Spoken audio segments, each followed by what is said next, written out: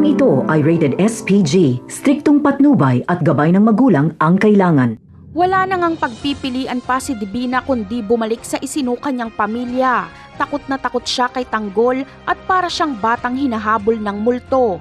Napakasama ng mag-amang Mondragon kaya nilayasan sila ni Divina noon. Marami nang nabiktimang babae itong si Rocky Boy. Pinapahirapan niya at pinagsasamantalahan.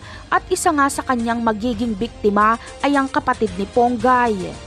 Dahil dito ay ilalagay ni Ponggay ang batas sa kanyang kamay. Magtutulungan sila ni Tanggol dahil magkapamilya ang kanilang gagantihan. Si Ponggay ay si Rocky Boy ang pakay at si Tanggol naman ay si Divina. Kaya sa costume party na inorganisa ni Rocky Boy ay pupunta si Tanggol at Ponggay. Magpapanggap si Ponggay na bayarang babae na customer ni Rocky Boy para makaharap at magantihan niya ito.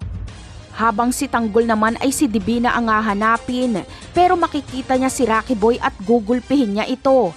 Hindi ituturo ni Rocky Boy kay Tanggol kung nasaan ang kanyang ina, kaya wawasakin ni Tanggol ang kanyang muka sa bugbog.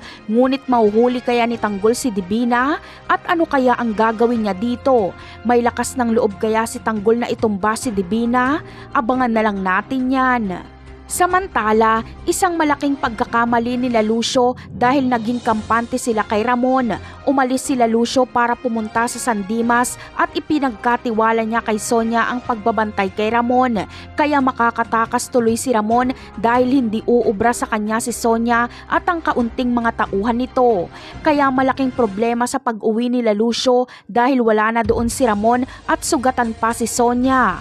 Napakarami pa nating dapat abangan sa mga susunod na episode. Paalam!